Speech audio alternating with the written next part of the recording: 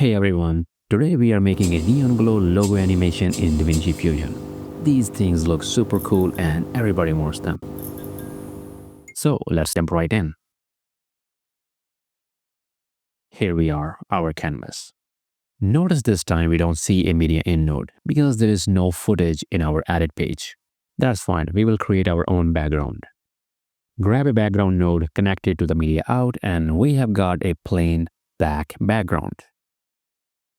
Okay, we don't want just boring black background. Let's make a soft gradient light coming from the top like a gentle street light glow. Add an ellipse and another background. Give it a white color. Merge it into the main pipeline. Stretch the ellipse so it is more of an egg shape. Move it up so only the bottom half is on screen. Then crank up the soft edges. Now blur it out. Add a blur node and push it up to about 80. Finally, reduce the level to around 0.05. And there we go, a subtle gradient glow inside of that flat black. Perfect. Alright, let's start building the neon logo. Grab a text node, type in the first 2 or 3 letters of your logo. Then pick a bold font you like. Now choose your color. This will be your neon glow color, so make it pop. Let's connect it to the main pipeline. Just drag the output of this text node straight into the output of the previous merge. Now increase the size just a bit to about 0.25. Under the shading tab, switch the appearance to text outline and soften it just a touch on the x-axis. Finally, nudge it slightly to the left side of the screen. Let's rename this so things stay nice and organized. Now with that text node selected, hit Shift plus space, search for soft glow and add it in. For now, just set gain to around 1.5 and glow size to around 30. We will fine tune it later. Next, let's create a glossy reflection underneath, so it feels like our neon logo is sitting on a shiny surface. First, grab a transform node and connect the output of our soft glow into this yellow input. With the transform node selected, hit Shift plus space, search for Gaussian blur and add it in. This blur will keep soften out the reflection. Now let's merge everything together. Drop in a merge node between the soft glow and this main merge, and connect the output of our Gaussian blur into green input of this new merge. Add a flicker addition node right after this merge. This is what will give our logo that classic neon flickering effect. In the settings, set the flicker type to gain, set rating to around 0.25, speed 0.05, smoothness to 0.3, randomness scale 0.55, pulse length 0.6, pulse interval to 15, and this to around 2.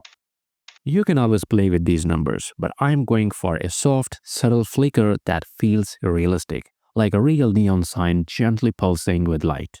Finally, drop a transform node between these two merges so we have a global control over this part of the logo. Now with that, the node layout for our first piece of the logo is ready. Now let's start refining it. Select this transform node and adjust the center Y value so you can clearly see the copy we just created. Now flip it to turn it into an inverse reflection of the text. Adjust the center Y again so there is a little gap between the main text and its reflection. Now select the Gaussian blur, check split horizontal and vertical, and increase the vertical strength to around 0.7. That gives us a nice soft reflection of our neon text. Since we are already using a flicker addition node, we don't need to go crazy with the keyframes on the soft glow node. But we don't want the glow to stay completely static either. So select your soft glow node and go to frame 2. Add a keyframe on gain. At frame 50, set the gain to 1.6. At frame 100, bring it down slightly to about 1.5. At frame 150, back up to 1.6. And finally, around frame 200, set it to around 1.5 again. This subtle up and down motion adds that perfect little breathing effect. Alright, if your logo includes any special symbols or icons that you can't just type out, simply bring them into your media pool as a PNG files with a transparent background. In my case, I will be bringing in this playhead symbol as a PNG file. Now, instead of just dragging and dropping the PNG into the node editor, which can cause headaches later, trust me, it's always better to bring media in through a loader node. Press Shift plus space, search for loader, and add it. A new window will pop up. Browse to your PNG file, hit open, and now your playhead is loaded in properly. Next, just drag the output of this playhead node into the output of the previous merge node, and boom. Now grab a background node and connect it right after the playhead node. If Fusion Auto adds a merge node, just delete it. We don't need it. Then manually connect the playhead node to the background node. Now, just like before, we need to create a reflection of our playhead. But this time, instead of using a transform node, let's do it with a duplicate node. But first, hit Shift plus space, search for soft glow and add it in. Then press Shift plus space and search for a duplicate node and add it. Set the copies to 2 and tweak the center Y value to move the second copy lower. Next, set the angle to 180 to flip it upside down and position it right below the original playhead. Perfect. Now for the reflection look. Go into the blur settings, unlock the X and Y values, then increase the Y blur to around 0.03 and just nudge the X blur just a tiny bit. That softens it nicely into a glossy reflection. Now, instead of adding a brand new Flicker Edition node and redoing all those settings from scratch, let's save some time. Just copy the Flicker Edition node we created earlier, paste it into an empty spot in your node editor, and connect it right after the duplicate node. Now, with your Flicker node selected, click on the Transform tool from the toolbar. Alright, we have already brought in half of our logo. So let's add the next part of our logo. Now, technically, we could drag in all the nodes again, one by one, and repeat everything we just did. But here is a trick that will save you a ton of time. Simply select all the nodes that make up the first part of the logo, copy them, and paste them right here in the node editor. Then just replace the text in this text node with the next few letters of your logo. Finally, connect this last transform node to the output of the previous merge. Tweak the center X value to slide it into the place.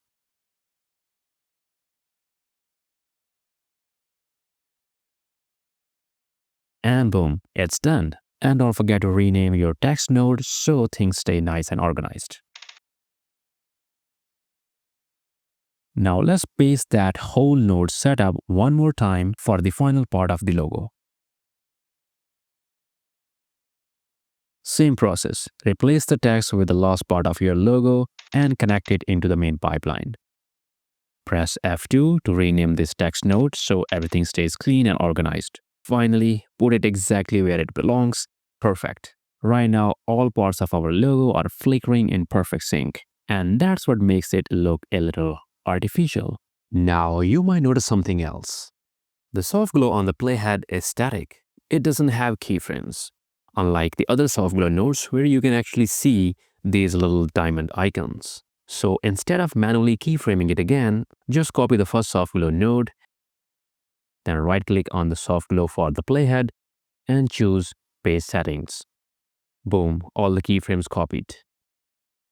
Select the second soft glow node, open up the keyframes editor and make sure your node is selected. Then click Zoom to fit. Now select all the keyframes and while holding Shift, drag any one of them just a few frames to the right or left. This tiny offset means this soft glow will now flicker slightly out of sync from the first one. Do the same thing with the remaining two soft glow nodes. Just nudge their keyframes a few frames left or right.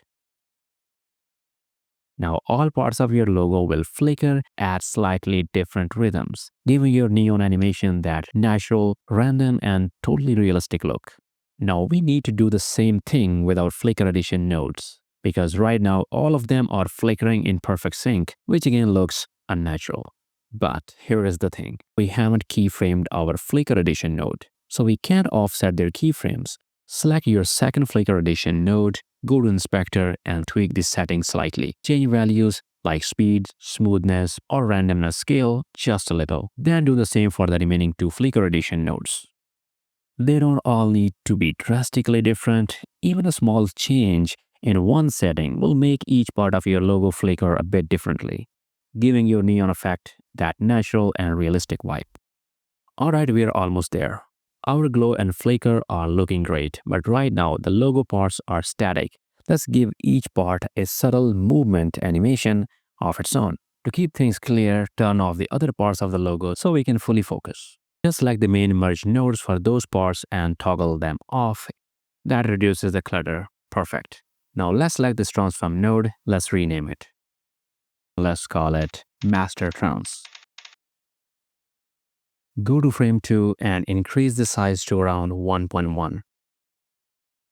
Add a keyframe on the size value, move 3 frames forward and decrease the size to around 1. Then jump to around frame 40 and set the size to 0.9. Next, skip ahead to around frame 200 and reduce the size to 0.8. Move 10 frames forward and add another keyframe at the same value. Now don't forget to smooth out the motion. Go to Spline Editor, make sure the transform node is selected, click Zoom to fit, and then select your keyframes and press S on your keyboard. This will smooth them nicely so the motion feels natural and easy on eyes. Now we need to apply the same keyframes to the remaining 3 transform nodes for other parts of our logo. But if we go one by one and manually enter those keyframes, it's going to take forever. So what if we could make all the remaining transform nodes simply follow in these footsteps of their big brother, the Master Trans? So here's the magic. Select the next transform node, go to size settings, right-click on it and choose Connect to. Navigate over to our Master Trans in this case and click size. And boom, you will instantly see these little white vertical lines in the timeline. Now repeat this same step for the remaining 2 transform nodes, and they will all follow along perfectly, copying the exact same animation.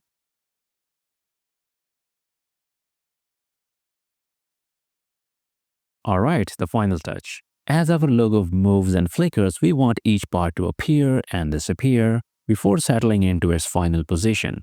Let's start with the playhead. Select the main merge node and go to frame 2. Set the blend to 0 and add a keyframe. Move 3 frames forward, bring the blend up to 1. Now jump to around frame 30 and add a keyframe. Move 1 frame forward, drop the blend back to 0. Next, jump to around frame 110, add a keyframe without changing the value. Move 1 frame forward, blend back to 1. Now jump to frame 135 and add a keyframe. Move 1 frame forward, drop blend to 0. Move 3 frames forward, add a keyframe, 1 frame forward, bring blend back to 1. Then jump to frame 190 and add a keyframe. 1 frame forward, set blend to 0.5, 3 frames forward, add another keyframe, and 1 frame forward, blend back to 1, 1 frame forward, blend to 0, 2 frames forward, add a keyframe, 1 frame forward, blend to 1, and finally 2 frames forward and set the blend to 0. Perfect. Now you might be wondering, can we just link the remaining 3 merge nodes to the one we just animated and just offset the keyframes a little? Technically, yes, but the result wouldn't be something you would enjoy. So select the main merge node for the first part and go to frame right after the playhead disappears. We will give each part of the logo its own unique flicker sequence. It's a little extra work, but trust me, it's totally worth it. I will turn off the other main merge nodes for now so we can really focus. Set blend to 0 and add a keyframe. Move 2 frames forward, bring blend back to 1. Now jump to frame 50, add a keyframe, move 1 frame forward, set blend to 0. Jump to frame 90, add a keyframe, move 1 frame forward, set blend to 1. At frame 110, add a keyframe. Move 1 frame forward, blend to 0. 1 more frame forward, blend back to 1. And another frame forward, blend to 0 again. Now jump to frame 129, add a keyframe, move 1 frame forward, bring blend to 1. Move a few frames ahead to frame 135, add a keyframe. Then 1 frame forward, blend to 0. 3 frames forward, add a keyframe, 1 more frame forward, blend back to 1. Finally, jump near the end of your animation around frame 194. Add a keyframe, move 1 frame forward, blend to 0. 2 frames forward, blend to 0.5. 1 frame forward, blend to 0. 2 frames forward, blend to 1. and 2 more, blend to 0. Alright, only 2 more merge nodes left, and our design will be complete. Let's start with the third part of our logo. We want this one to appear right after frame 60. So move to frame 65, set the blend to 0 and add a keyframe. 2 frames forward, bring the blend up to 1. Now jump to frame 90, add a keyframe, and 1 frame ahead, set the blend back to 0. Next go to frame 130, add another keyframe, move 1 frame forward, blend to 1. About 4 frames later, add a keyframe again, then 1 frame ahead, drop the blend back to 0. Go about 3 frames forward, keyframe, 1 more frame, blend to 1. Now jump all the way to frame 190, add a keyframe, move 3 frames forward and set the blend to around 0.5. 1 frame forward, set it to 1. Another frame, add a keyframe. 4 frames later, add another one. Then 1 frame forward, set blend to 0. Another frame to 1. And finally, 1 more frame, blend 0. Perfect. That's our third merge done. Now for the last merge node, we want it to show up around frame 50. So go to frame 52, set blend to 0 and add a keyframe. 2 frames forward, blend to 1, add frame 72, bring it back to 0, 1 frame forward, blend to 1, another frame forward, blend to 0, and again 1 frame forward, blend to 1. Then 1 more frame and blend 0. Now jump to frame 91, add a keyframe, 1 frame forward, blend to 1, go to frame 110, keyframe again, 1 frame forward, blend to 0, next frame, blend to 1, and again, blend to 0.